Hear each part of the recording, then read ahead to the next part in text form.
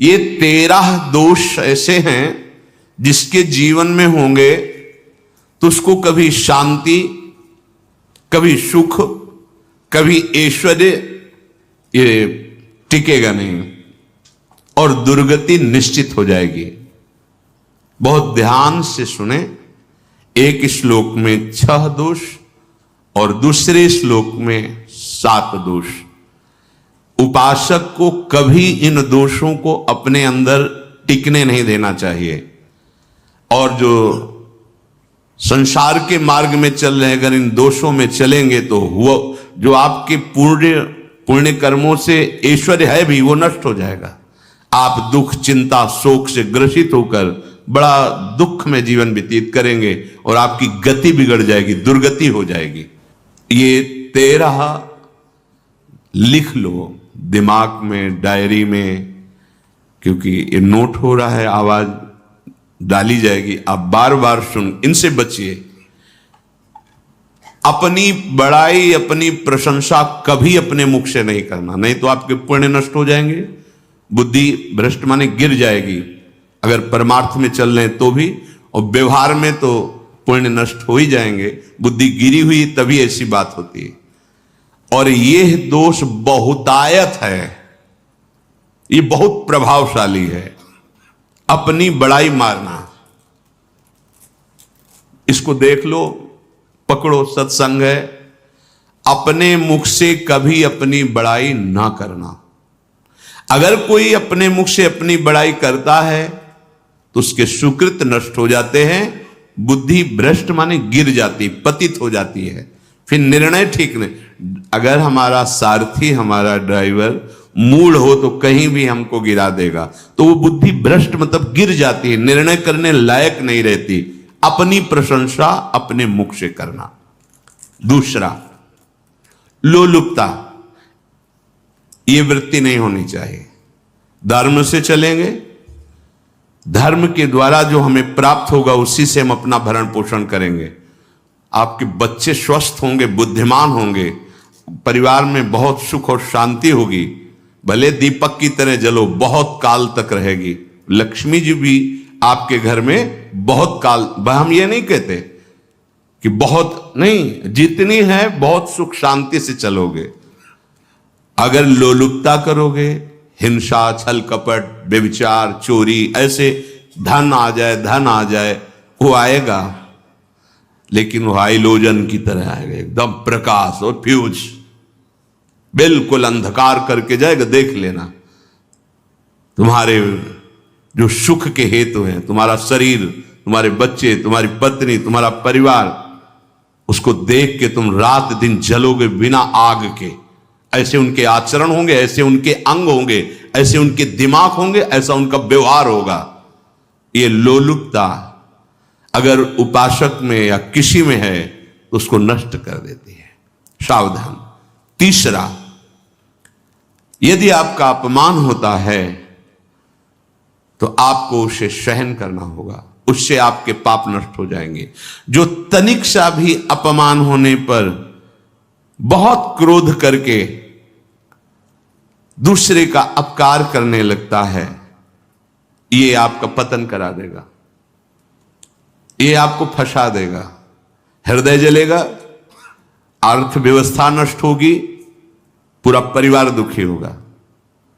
जरा सा अपमान की संभावना में आप किसी से भी भिड़ गए, किसी से भी, वो ये प्रवृत्ति आपका पतन कर देगी। और अगर आप सह गए तो आपका सहना उसके लिए आग बन जाएगा। उमा क्षमा साप होते भारी, तुम्हें दंड देने की जरूरत नहीं, उसका एक कर्म ही उसे दंड दे देगा। आप शांत हो जाइए, आप सत्संगी हैं, आप शांत रहिए। चौथा, निरंतर क्रोध और उसका चिंतन। बैठे बैठे बस द्वेषियों का चिंतन ही हो रहा है, अंदर क्रोध का चिंतन और द्वेषियों का चिंतन ही हो रहा है। द्वेष भरी बातें, द्वेष भरे क्रियाएं, उन्हीं का चिंतन करके जलते रहना क्रोध से। उपासक को तो क्रोध करना ही नहीं चाहिए, बहुत शांत। ठीक है, अभ्यास में कभी क्रोध हो सकता है, उसको फिर समन करो, अंदर से प्रायश्चित, जैसा कि अब गलती हुई, आगे नहीं करेंगे। और व्यवहार में भी क्रोध को आप पीना सीखें। अगर बार बार आपका क्रोध प्रकट होता ही रहेगा, आपका स्वभाव बिगड़ जाएगा, आपके पुण्य नष्ट हो जाएंगे और आपका जीवन नष्ट हो जाएगा। देने वाला उतना दे देगा आपको आनंदित रहो, पैसा खर्चा सब पूरे जीवन का विध्वंस मचा दिया क्रोध ने। कहीं भी आप देखो, किसी से क्रोध करके देखो, फिर देखो तुम्हारा भजन चल रहा है, तुम्हारी वो आनंद वृत्ति है नहीं, जलोगे और वो जलन और गुस्सा दिलाएगी और वो बैठे बैठे जलो नहीं। ये क्रोध जो है ये चाहे व्यवहार में हो चाहे परमार्थ में, दोनों की हानि करने वाला है। और आश्रित जनों की रक्षा ना करना। अगर कोई भाग कर आपके पास आ गया है, कोई पशु पक्षी या कोई मनुष्य, आपको चाहिए कि अब चाहे हमारे पहले प्राण जाएं, उसकी रक्षा करेंगे। सीवी जैसे तो कोई बिरले ही होते हैं, पर इतना जरूर ध्यान रहे, जैसे कोई पशु पक्षी किसी भय से आपकी सीमा के अंतर्गत आ गया है, अब उसकी रक्षा करनी है आपको। अगर आप स्वयं मार देते हैं या मरवा देते हैं, या आपके सुकृत नष्ट कर देगा, या आपकी दुर्गति का कारण बन जाएगा। और जो पाप कर्म उत्साहित होकर करते हैं, उपासक को तो बहुत सावधान रहना चाहिए, पर व्यवहार में भी जो नहीं करना चाहिए, अगर वो पाप कर्म आपके द्वारा मन में प्रेरित हो रहे हैं, संकल्प बन रहा है, क्रियाएं हो रही, दुर्गति पक्की, पुण्य नष्ट हो जाएंगे, दुख अशांति बढ़ती चली जाएगी, कभी शांति नहीं प्राप्त कर पाएंगे। ऐसा नहीं कि जो मन में आवे सो करें। पापाचरण निडर और उत्साहित होकर करना, अगर ऐसे लक्षण है, निश्चित दुर्गति होती है। ये 6, अपनी बहुत बड़ाई करने वाला अपने मुख से, लोलुपता, तनिक से अपमान में सहन ना करने वाला, निरंतर क्रोधी और आश्रित जनों की रक्षा न करने वाला, और निडर हर्षित होकर पाप कर्म करने वाला। दूसरे श्लोक में 7 है, 6 7। 1, संभोग का ही चिंतन करना, संभोग में ही मन लगाना, संभोग दूसरी स्त्रियों के साथ करने की भावना रखना, जीव नष्ट हो जाता है। ठीक है, धर्मयुक्त काम भगवान ने आदेश किया है, आपका पाणिग्रहण संस्कार हो गया है, संतानोत्पत्ति की भावना से कुछ पवित्र तिथियों का त्याग करते हुए चर्चा में हुई है। एक नियम है, एक आदेश है शास्त्र का। आप बहुत काम प्रवृत्ति वाले हैं तो प्रत्येक मास में जब माताएं बहनें पवित्र हो जाती मासिक धर्म से, तो जिनका पाणिग्रहण आपने किया, जो पत्नी स्वरूप है, वो ठीक है। वहां भी बार बार के लिए व्यभिचार प्रवृत्ति के लिए शास्त्र आदेश नहीं करता, संयम पूर्वक, और उसका चिंतन नहीं करना। पाणिग्रहण संस्कार है, घर में विराजमान है, एक संयम एक नियम के अनुसार उसका चिंतन तो फिर भ्रष्ट कर देगा। चिंतन प्रभु का करना है, चिंतन प्रभु की सेवा जो आपके कर्तव्य, इसके चिंतन से बचो। घातक है, बहुत बड़ा जहर है, अगर विषय चिंतन होने लगा तो मरोगे, जिंदा जलोगे, दुर्गति भी होगी। ये अंदर की जो आग है ना, कामाग्नि, ये इतनी बढ़ती चली जाएगी, तुम्हारे होश खराब हो जाएंगे कि मुझे क्या करना चाहिए क्या नहीं करना चाहिए। कोवा मदांधो मदना तुरोवा, अंधा हो जाएगा, नहीं दिखाई देगा अनुजा तनुजा क्या है कौन है, कुछ नहीं, भ्रष्ट बुद्धि। संभोग का चिंतन नहीं। धर्मयुक्त काम आदेश है शास्त्र में। यदि आप प्रवृत्ति मार्ग में हैं तो अपनी पत्नी को जो पाणिग्रहण स्वीकार किया है, वहां भी पवित्र तिथियों का त्याग करते हुए, एकादशी है, रामनवमी है, नव दुर्गा है, जन्माष्टमी है, राधाष्टमी, जो पवित्र तिथियों का त्याग करते हुए, और ऐसे जो मर्यादाएं हैं उसके अनुसार, और कहीं पराई स्त्री के साथ संभोग की बात, निश्चित दुर्गति पक्की है। ऐसे ही माताओं के लिए है, स्त्री शरीर के लिए है। यदि वो ऐसी गलत चेष्टा, तो पतिवंचक परपति रति करही, रौरव नरक कल्पसत परही। ये भोग चिंतन से बचने की चेष्टा कीजिए तो क्रिया से अपने आप बच जाएंगे। विषमता रखने वाला, सबके साथ बर्ताव ऐसा कि मैं बहुत श्रेष्ठ हूं और दूसरे सब नहीं, ऐसा व्यवहार नहीं। सब भगवत स्वरूप हैं, समान व्यवहार। जैसे आपके भोजन है तो जो आप पा रहे हो वही सबको दीजिए। बैठने की व्यवस्था, उठने की व्यवस्था, क्रम बाय क्रम, पर उसको भी नीच भाव से मत देखिए। उस कोटि का उसको प्यार दीजिए, दुलार दीजिए, सम्मान दीजिए।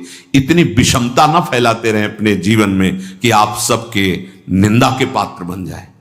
विषमता नहीं, सबको प्यार।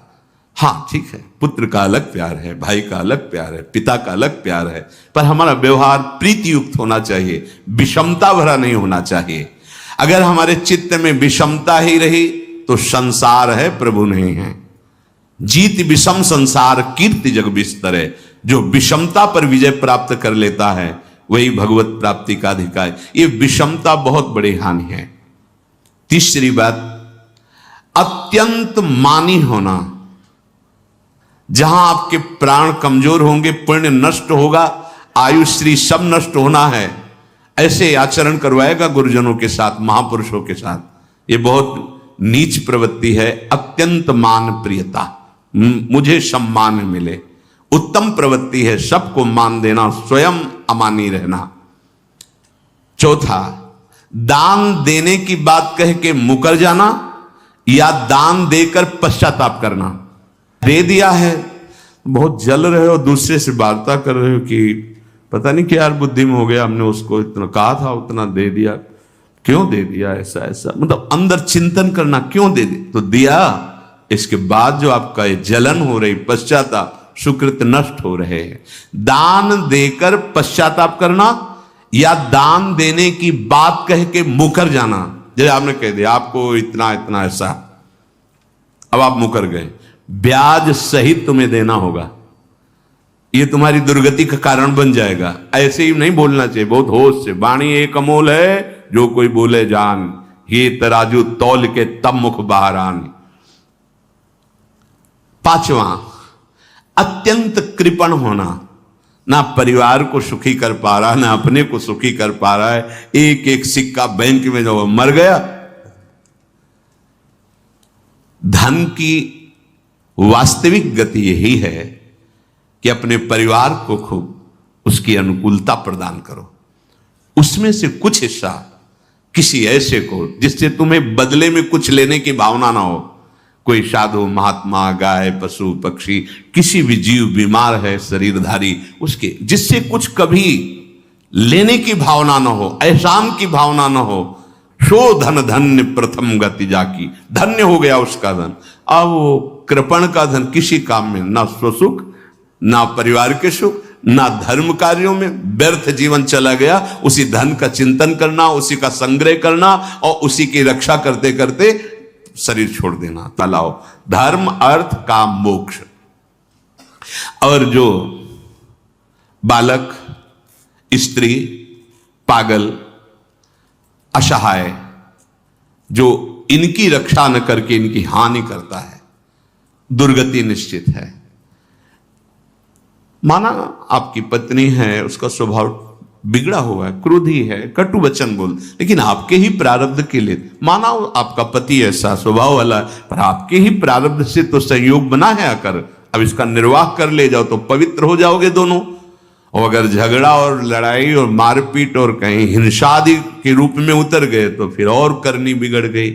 बालक है, आप उसको ज्ञान नहीं कि आप पवित्र है, कि आप पवित्र है, उसको ज्ञान नहीं कि आप उसके साथ व्यवहार अच्छा कर रहे हैं कि बुरा कर रहे हैं। रक्षा करनी है आपको, शोषण नहीं करना। कह रहे हैं स्त्री, बालक और पागल, जैसे विक्षिप्त है, पागल है, आपको रक्षा करनी है। बन जाए तो उसको भोजन, ऐसा नहीं कि ईट मारो, उसको अपमानित करो। उसकी बुद्धि खराब है, प्रारब्धवशात खराब हो गई है, तो शास्त्र आज्ञा करता है स्त्री, बालक, जैसे पागल, विक्षिप्त आदि हैं, असहाय है, असमर्थ है, बूढ़ा है, वो आप सेवा भी करो तो वो गाली दे सकते हैं, उनकी बुद्धि बिगड़ गई। आपको उनको दंड नहीं देना, मारना नहीं है आपको। मान लो आपके बड़े बूढ़े बुजुर्ग जन हैं, आप सेवा भी कर रहे हो तो आपको कटु वचन बोल सकते हैं, आपकी निंदा कर सकते हैं, लेकिन आपको उनके साथ व्यवहार सद करना है। अगर आपने इन दोषों को स्वीकार किया तो निश्चित आपकी दुर्गति होगी, ना इस लोक में आपको शांति मिलेगी, ना परलोक में। इसलिए इन दोषों को बार बार सुन करके और हृदय में जांचो कि कहीं है तो नहीं। अगर है तो सत्संग, भजन बल, भगवत प्रार्थना के बल से इन दोषों का त्याग कर दो, जीवन मंगलमय हो जाएगा। से अगर अच्छी क्रियाओं को देख रहे हो कि प्रभु करा रहे, तो बुरी क्रियाओं का संकल्प ही नहीं उदय होगा। अहम गलित हो गया तो अहम में ही तो सारे विकार रहते हैं। हर समय प्रभु के सामने कृतज्ञ रहो। कितनी कृपा, क्या हमसे लेना है आपको, आप तो पूर्ण काम हो, हमें इतना दुलार कर रहे हो। बलिहारी प्रभु, वो बार बार मन उनके चरणों में लौटता रहता है। प्रभु का विधान सर्वज्ञता से पास हुआ है। वो खूब आगे की, पीछे की, मध्य की सब बात सोच करके उन्होंने आपके लिए विधान किया है। पहले से उन्होंने आपका उस समय मंगल विधान सुनिश्चित कर दिया है।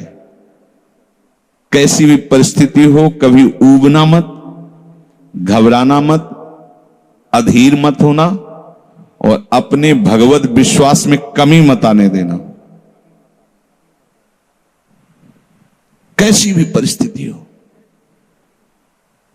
यह जरूरी है। उबना मत। बहुत हो गया कष्ट सहते सहते, कितना सहूं, नहीं। ये अगर ऐसा आ रहा है तो भी आप भगवद आश्रित नहीं हुए। नहीं, ऐसा आ ही नहीं सकता। बड़ा आनंद आता है कष्ट में, बड़ा आनंद आता है। पूरा का पूरा मन, इंद्रियां केवल प्रभु में होती, क्योंकि कष्ट में कोई विषय की इच्छा तो होती नहीं किसी को भी। भारी पीड़ा है तो सब उसी में होती। जिसने अभ्यास किया है भगवत चिंतन का, आश्रय है प्रभु का, तो कष्ट में भाग के कहां जाएगा, उसी में तो एकदम तन्मय हो जाता है मन, इंद्रिया। इस तरह हो, उनके भरोसे पर कभी, कई बार चर्चा की है प्रताप राय जी की। बचपन से भजन परायण थे, ईश्वर संपन्न घर था, भाई बहन सब खूब। कुछ दिनों बाद माता पिता पधार गए, पूरा अधिकार। ऐसे भजन में डूबे रहते कि उनका व्यापार था कि जैसे कोई धन लेने के लिए आया तो उसके लिए कुछ गिरवी रखना होता था, आभूषण आदि, और जितनी आवश्यकता है आप धन ले जाइए, और जब धन मिल जाए तो ब्याज से ही तो उसमें रख जाना और अपना सामान ले जाना। एक बक्सा रखा रहता था और वो आप माला लिए हर समय भजन करते रहे। बड़े वास्तविक आंतरिक वृत्ति से प्रभु में लगे थे। पर उनकी कुल परंपरा का यह व्यापार था। जैसे सदन जी की कुल परंपरा, तो कुछ गृहस्थ ऐसे महापुरुष जो अपने, भगवान भी कहते पर धर्मो भयावहा सुधर्मो निधनो श्रेया, पर धर्म, वो